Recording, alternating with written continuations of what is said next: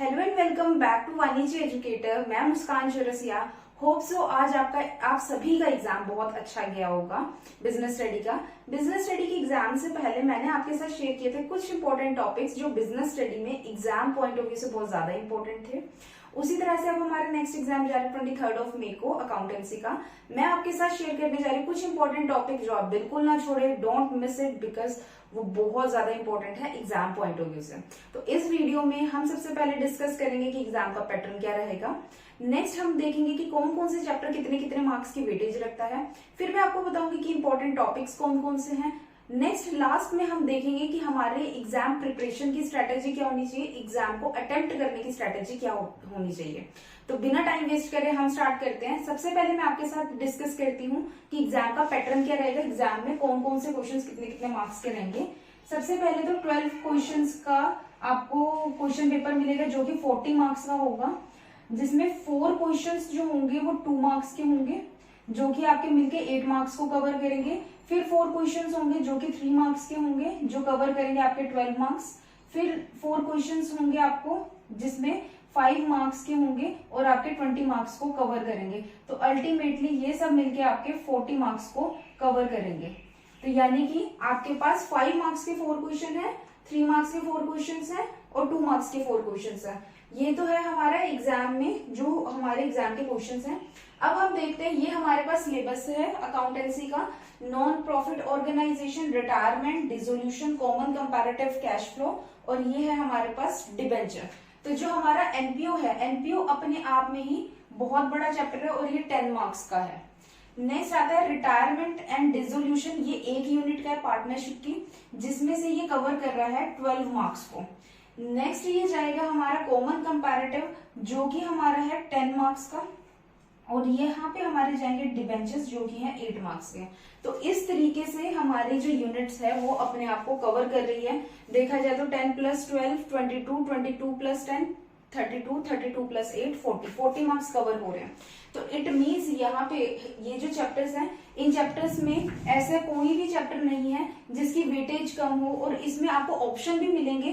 कुछ आप छोड़ भी सकते हो, कुछ आप जो आपको ना समझ में आए उसे छोड़ भी सकते हो, लेकिन इसमें मैक्सिमम चीजें सारी ही इंपॉर्टेंट है।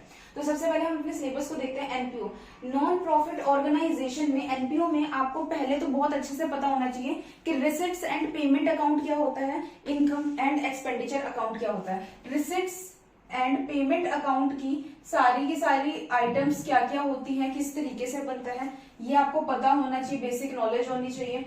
कौन कौन सी आइटम्स जो है इनकम एंड एक्सपेंडिचर अकाउंट में जाएगी, जो रेवेन्यू नेचर की है या जो कैपिटल नेचर की है, मतलब कैपिटल इनकम या कैपिटल एक्सपेंडिचर, रेवेन्यू इनकम और रेवेन्यू एक्सपेंडिचर। तो वो सारी चीजों का आपको बहुत अच्छे से पता होना चाहिए, तभी आप अपना इनकम एंड एक्सपेंडिचर अकाउंट बना सकते हो।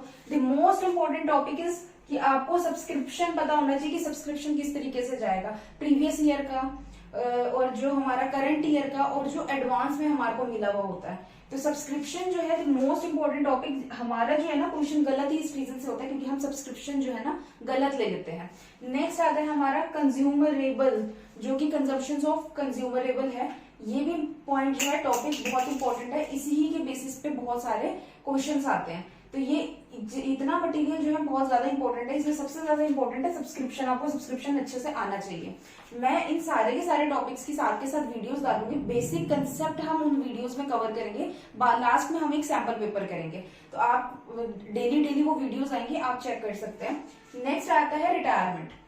रिटायरमेंट में आपको बहुत अच्छे से क्लियर होना चाहिए कि प्रॉफिट शेयरिंग रेशियो क्या होती है। प्रॉफिट शेयरिंग रेशियो हमने स्टार्टिंग में करी थी जब हमने पार्टनरशिप स्टार्ट की थी, तो उसमें सबसे पहले हमने change in profit sharing ratio वाला जो चैप्टर किया था उसमें हमने सीखा था कि प्रॉफिट शेयरिंग रेशियो कैसे निकाली जाती है। गुडविल का ट्रीटमेंट पता होना चाहिए। यहाँ पे इस चैप्टर में आपको बेसिक कुछ नहीं मिलेगा क्योंकि बेसिक ऑलरेडी आप प्रीवियस फर्स्ट टर्म में पढ़ चुके हैं, तो उसके बेसिस पे आपको ये क्वेश्चन करने होंगे।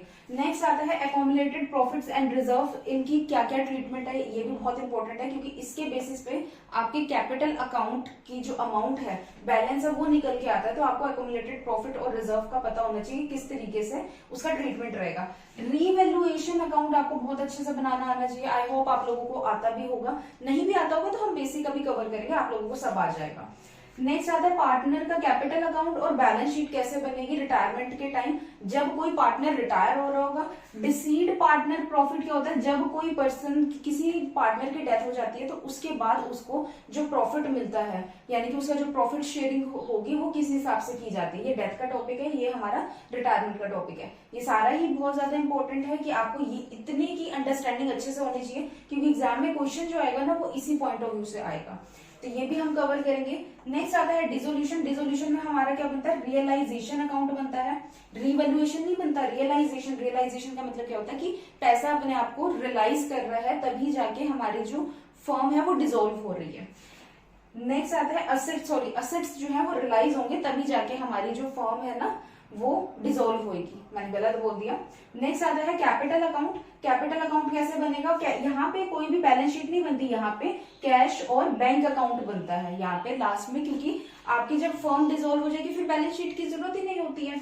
और इसमें मेन टॉपिक क्या है जिसमें सबसे ज्यादा गलती होती है, एक तो होती है रियलाइज्ड अमाउंट नहीं गिवन हो, ये भी आपको समझ में आ जाएगा, तब भी आपको कोई गलती नहीं होगी, ये वाला टॉपिक इजीली समझ में आ जाता है। The most important topic is this one कि एक्सपेंसेस जो है पार्टनर जो है वो पे ऑफ कर रहा है फॉर्म के बिहाफ पे, यानी कि expenses borne by the partner. उस सिचुएशन में क्या होता है, बहुत ज्यादा गलतियां हो जाती है कि किस तरीके से रियलाइजेशन में एंट्री जाएगी, किस तरीके से उसकी जर्नल पास होगी। डिसोल्यूशन में most of the time 5 marks का देखो क्वेश्चन आएगा ही आएगा। 5 मार्क्स के 4 क्वेश्चन है ना, हमारे पास यूनिट भी तो 4 है, हर यूनिट में से 5 मार्क्स का ये क्वेश्चन पक्का है। एनपीओ का 5 मार्क्स का पक्का है, रिटायरमेंट डिसोल्यूशन का 5 मार्क्स का पक्का है, कॉमन कंपैरेटिव का 5 का पक्का है और डिबेंचर्स का 5 का पक्का है, क्योंकि 4 क्वेश्चन सब में है और 4 ही हमारी यूनिट है। तो यानी कि हर यूनिट में से 2 मार्क्स, हर यूनिट में से 3 मार्क्स, हर यूनिट में से 4 मार्क्स, सारे ही क्वेश्चंस आएंगे ही आएंगे। तो ये वाला जो टॉपिक है ये थोड़ा सा जो है ना टिपिकल होता है, बट ये भी बहुत इजी है, ये भी हम कवर करेंगे। नेक्स्ट आता है common comparative cash flow. Common comparative का जो परफॉर्मा है वो बहुत ज्यादा इजी है, वो आप लोगों ने एक बार पढ़ा भी होगा, नहीं भी पढ़ा होगा तो जैसे मैं आपको समझाऊंगी आपको एकदम समझ में आ जाएगा। लेकिन जो कैश फ्लो का परफॉर्मा है वो थोड़ा सा टिपिकल है, आपको ध्यान से पढ़ना होगा, ध्यान से समझना होगा, तब जाके वो परफॉर्मा आपको अच्छे से क्लियर होगा। और समटाइम्स क्या होता है, वो परफॉर्मा याद करने के बाद भी एंट्रीज जो है वो गलत हो जाती है। वो गलत क्यों हो जाती है, क्योंकि कोई एंट्रीज जो है वो 2 डबल साइडेड जा रही होती है। आपको मैं परफॉर्मा भी बताऊंगी किस तरीके से आप याद करें ताकि आपको अच्छे से याद रहेगा।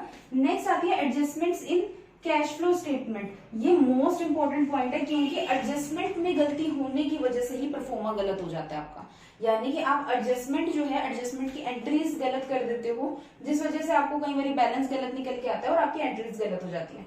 तो ये भी बहुत इंपॉर्टेंट है, ये भी हम आगे चल के डिस्कस करेंगे। नेक्स्ट आता है डिबेंचर्स। डिबेंचर्स में आपको इशू की एंट्री, रिडम्पशन की entry, consideration other than cash, ये सेम वही टॉपिक है जैसा आपने शेयर्स में किया। अगर आप लोगों को आपका शेयर्स वाला चैप्टर अच्छे से याद है तो आपके लिए डिबेंचर्स बिल्कुल मुश्किल नहीं है, आपके लिए डिबेंचर्स बहुत ज्यादा इजी है। इशू की एंट्री वही सेम है जैसे कि हमने शेयर्स की करी थी। कंसिडरेशन अदर देन कैश का टॉपिक भी क्या है, बिल्कुल सेम है जैसे हमने शेयर्स का किया था, बस शेयर की जगह यहाँ पे डिबेंचर्स आ जाएंगे। रिडम्पशन की एंट्री जो हम इशू की एंट्री करते हैं उसकी ऑपोजिट हो जाती है। ये भी मैं आपको बताऊंगी, आपको साथ के साथ चैप्टर के साथ जब मैं आपको वीडियो शेयर करूंगी, आप वीडियो देखते देखते ही सीख जाओगे, आपको एंट्रीज याद करने की जरूरत ही नहीं। नेक्स्ट आता है डिबेंचर्स एज कोलैटरल सिक्योरिटी। ये बहुत इंपॉर्टेंट है और ये जो है इसमें और भी 2-3 टॉपिक्स आते हैं, जैसे कि इंटरेस्ट का टॉपिक है, इंटरेस्ट का टॉपिक भी आएगा, प्लस इसमें एक चीज और आएगी कि आप अपने लॉसेस को कैसे कवर अप करते हो। तो ये सारा हमारा जो टॉपिक है, ये सारे के सारे टॉपिक्स की आपकी कंसेप्चुअल क्लैरिटी जो होनी है वो अच्छी होनी चाहिए, तभी आपके क्वेश्चन निकल के आएंगे। अब मैं आपके साथ डिस्कस करती हूँ कि क्या आपकी स्ट्रेटेजी होनी चाहिए। जैसे कि मैंने आपके साथ शेयर किया, पहली बात तो ये है कि आप ज्यादा मार्क्स को स्कोर करने की पहले सोचो। रीजन बिहाइंड 20 मार्क्स जो होंगे, यानी कि 5-5 मार्क्स से जब आप क्वेश्चन करोगे, अगर उसमें थोड़ी बहुत भी गलती होगी फिर भी आपको मार्क्स ये नहीं कि बहुत ज्यादा कट जाएंगे। अगर 5 मार्क्स का क्वेश्चन में थोड़ी बहुत कैलकुलेशन मिस्टेक होगी, 4.5 या 4 मार्क्स तो एटलीस्ट मिल जाएंगे।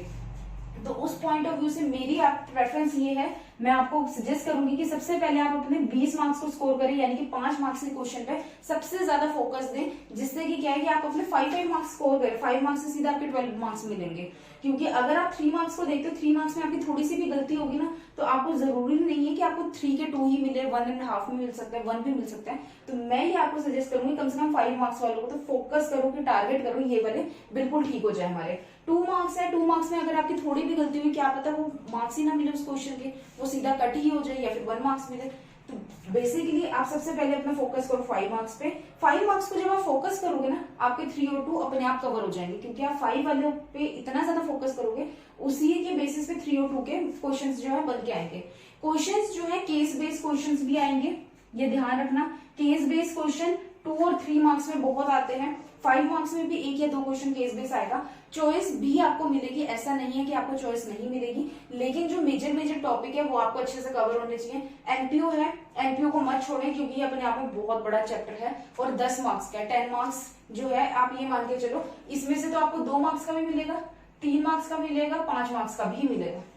ठीक है, अब आती बात रिटायरमेंट की, 12 मार्क्स का है, इसमें से एक 5 मार्क्स का होगा, एक 3 मार्क्स का होगा, 2 मार्क्स के हो सकते हैं, ये भी हो सकता है। इसमें 5 मार्क्स के 2 तो नहीं बन सकते, क्योंकि 5 मार्क्स के जो क्वेश्चन है वो 4 क्वेश्चन आने ही आने हैं, तो हर यूनिट में से 5 मार्क्स का मिलना ही मिलना है। अब कॉमन कंपैरेटिव की बात करें, 5 मार्क्स का एक रहेगा ही रहेगा, 3 मार्क्स का एक रहेगा, 2 मार्क्स का एक रहेगा ही रहेगा। 5 में से आपको पता ही है कैश फ्लो स्टेटमेंट आ जाएगा, 3 मार्क्स में से कॉमन कंपैरेटिव का परफॉर्मा वाला क्वेश्चन आ जाएगा, 2 मार्क्स का कोई भी आ सकता है, कैश फ्लो की कोई एडजस्टमेंट आ सकती है। डिबेंचर्स है, 5 मार्क्स का एक क्वेश्चन आएगा, 3 मार्क्स का एक क्वेश्चन आएगा। 5 मार्क्स का क्वेश्चन जो है वो इशू और रिडम्पशन वाले क्वेश्चन में से बन जाता है, कोलैटरल सिक्योरिटी के साथ मिक्स करके। और 3 मार्क्स के क्वेश्चन में कंसिडरेशन अदर देन कैश वाला टॉपिक आ सकता है। तो इसके साथ आपको ऑप्शंस भी मिलेंगे, और हो सकता है कि 2 मार्क्स 3 मार्क्स में भी आपको ऑप्शन मिले, जो कि रिटायरमेंट से हो सकती है, डिसोल्यूशन से हो सकती है, डेथ से हो सकती है। तो ये सारे के सारे टॉपिक्स की आपको बेसिक अंडरस्टैंडिंग अच्छे से होनी चाहिए जब आप एग्जाम अटेम्प्ट करें। ये आपकी स्ट्रेटेजी होनी चाहिए कि हमारा मेन फोकस 5 मार्क्स पे है, जिससे कि आपके ज्यादा से ज्यादा मार्क्स कवर हो सके। जब आप एग्जाम अटेम्प्ट करो, आप कोशिश करो कि सबसे पहले 5 मार्क्स के क्वेश्चंस को अटेम्प्ट करो, जिससे कि आपकी कैलकुलेशन मिस्टेक अगर होगी तो वो कैलकुलेशन मिस्टेक होने के चांसेस कम हो जाए, क्योंकि जब भी आप स्टार्टिंग में स्टार्ट करते हो ना एग्जाम अटेम्प्ट करना, तो आपके क्वेश्चंस बहुत कम, मतलब कैलकुलेशन जो है ना वो बहुत कम गलत होती है। लेकिन जब आप 1-2 क्वेश्चन देख लेते हो, आपको कुछ नहीं आता होता, एकदम घबराहट में क्या करते हो आप, गलतियां करना शुरू कर देते हो। कैलकुलेशन ठीक से करना, कैलकुलेशन का बहुत ज्यादा गेम रहती है अकाउंटेंसी में। और जितने भी ये चैप्टर्स है, इसको मैं इजी से इजी वे में आपको एक्सप्लेन करूंगी। मैं डेली वीडियोस डालूंगी, आप डेली वीडियो चेक करना। हो सकता है कोई टॉपिक थोड़ा सा लंबा चला जाए, मेरी कोशिश है मैं आपको 20 मिनट से कम टाइम में ही पूरे के पूरे चैप्टर की समरी दे दूं, क्योंकि मैं जो वीडियो आपके तक लेके आऊंगी वो समरी होगी चैप्टर की। तो आपको थोड़ा सा पेशेंस रखना पड़ेगा। 10 मिनट से तो ऊपर की होगी, बट 20 मिनट से मैं कोशिश करूंगी कि कम टाइम में वो जो है वो कवर हो जाए आपका टॉपिक। तो थोड़ा सा पेशेंस रख के आप वो वीडियो देखना, आपको समझ में आए तो आप जरूर उससे कुछ हेल्प लेना, और आपको अगर हेल्प मिली तो मेरे को लाइक, शेयर और कमेंट भी करके बताना। ये हमारी स्ट्रेटेजी है। कल से हम आपको एक वीडियो प्रोवाइड करेंगे, लास्ट में हम एक सैंपल पेपर भी करेंगे, और 23 को अगर हमारे एग्जाम है, मैं 22 को एक सैंपल पेपर जरूर आपके साथ सॉल्व करूंगी। तो आप मेरे साथ बने रहें। Thank you.